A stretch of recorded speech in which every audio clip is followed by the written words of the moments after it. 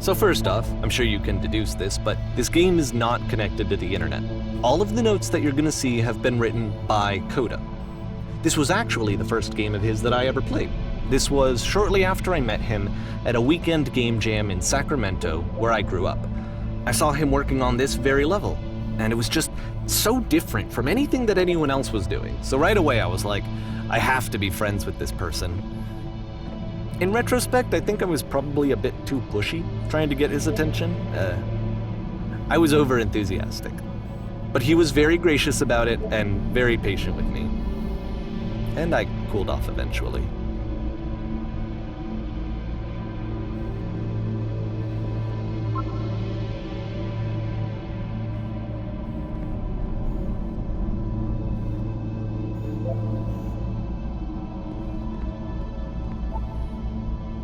Oh, feel free to skip over any of these notes if they're not doing anything for you. Nothing extra is going to happen if you read all of them. Either way, to me they convey a sense of loneliness. I see this person who's filled with thoughts and feelings and beliefs and has no way to express them except as scattered and unheard voices in a game that wasn't meant to be played.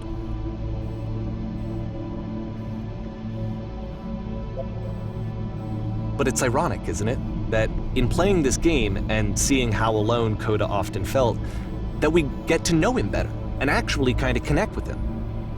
And I have to be honest with you, this idea is really seductive to me. That I could just play someone's game and see the voices in their head and get to know them better and have to do less of the messy in-person socializing. I could just get to know you through your work. I think this is why I always liked Coda's games so much, is because it felt like they let me have that connection. I felt as though he was inviting me personally into his world. And then I feel less lonely too.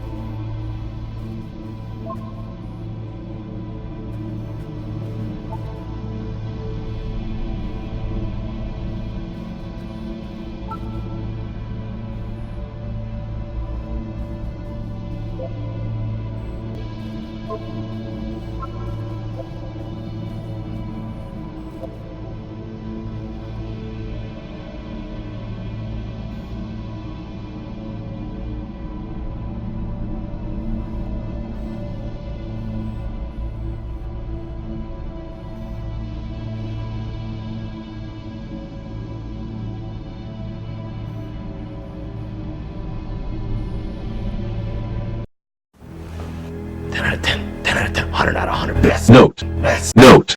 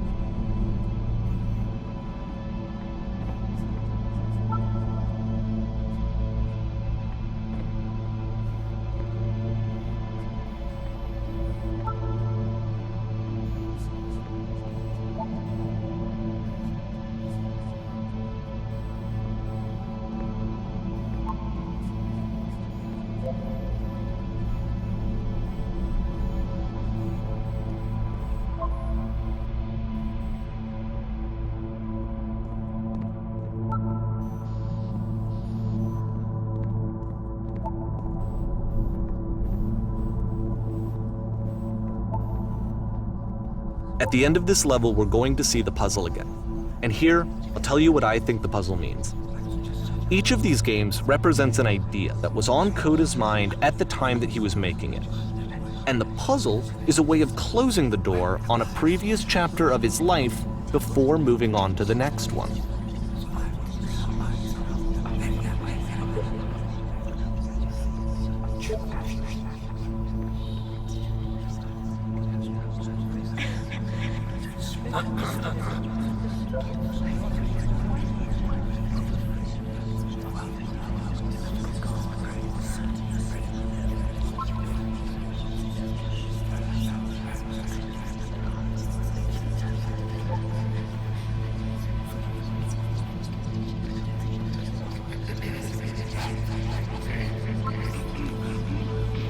In each of his games, after exploring a theme that, he might find difficult, Coda can then place this puzzle that he knows has a reliable solution, he understands exactly how it works, and so it gives him a simple mechanism for moving on.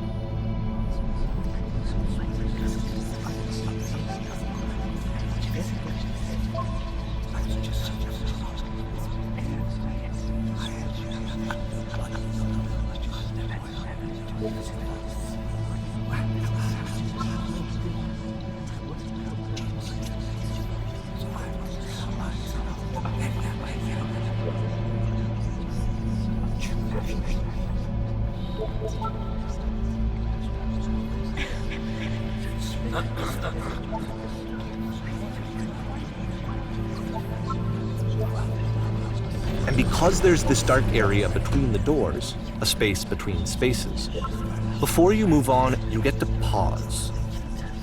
Just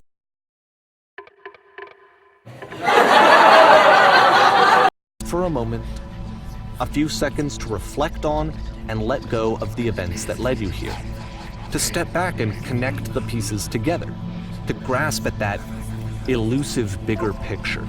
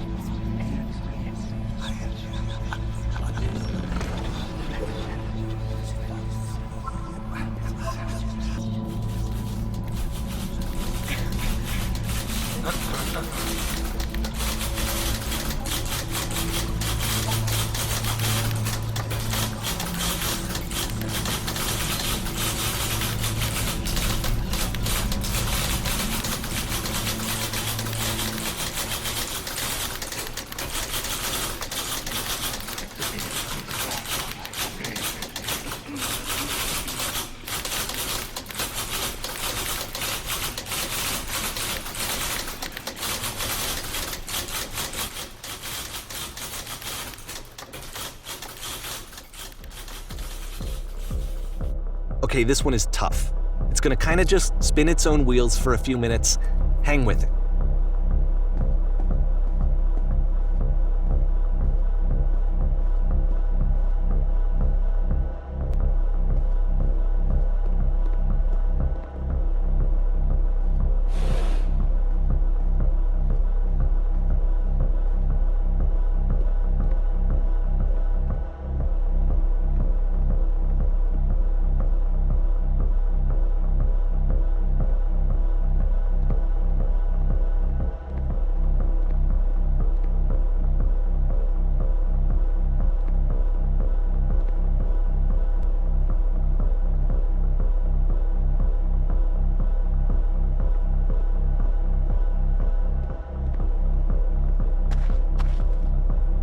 See, like, this is it, the whole game, and there's nothing that's particularly interesting about it. You just walk to the end of a hallway.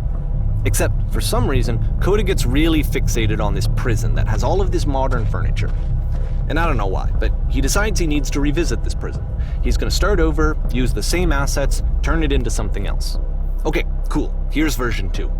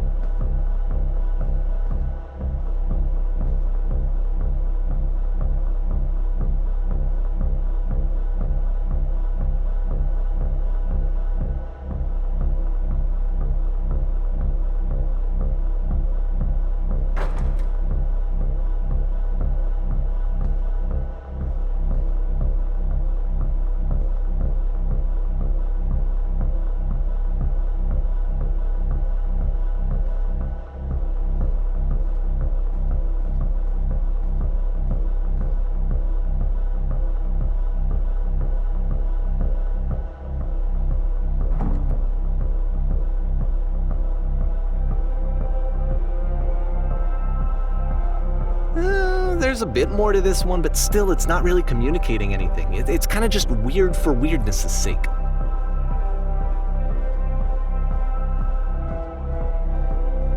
So okay, he throws it out and starts over. This time he comes at the prison idea from a different direction.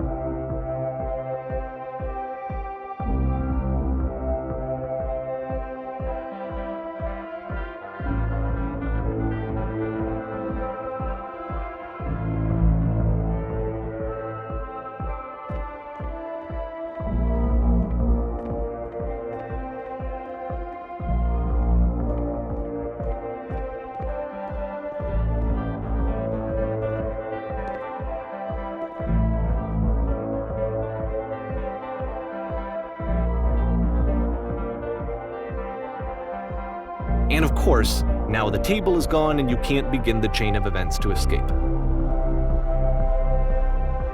Here's a version where there are no bars, but you can't actually get to the well. And then a version where the inside of the prison is the outside and the outside is the inside. Let me just blink you real quick through a few more of these. I mean, he really unloaded on this prison idea. There's nearly a dozen of them. Personally, I think it's awful to watch this, to see a person basically unraveling through their work. And for what? Like, at what point do you just go, maybe there are game ideas other than this prison that I could be working on? But Coda doesn't have that voice telling you to stop, that particular mechanism of defense against yourself. Without it, you just spiral. And so he keeps going and going and going and going and going, and then he hits on something. And he likes it. And that's it. He's done. He stops making prisons. This is the very last version of the prison game that he created, And the reason I think it works is that the prison is not actually in it.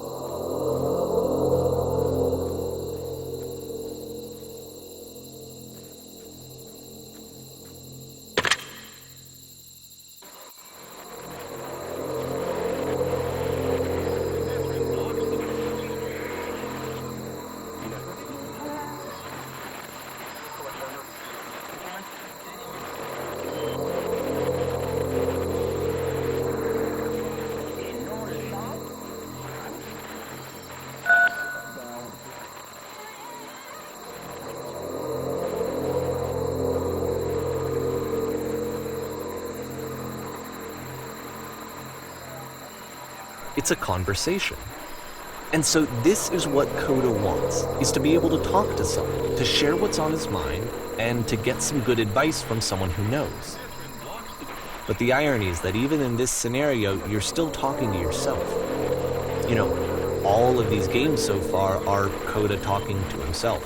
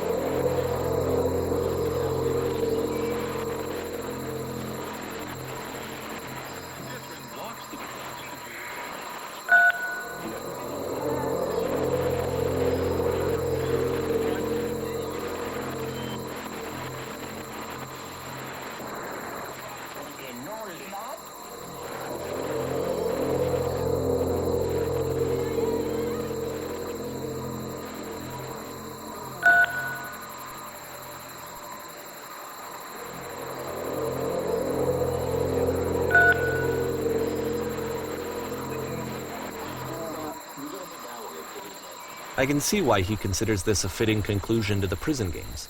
After all of the obsession and frustration, just to be told by someone you can trust that things are going to be okay.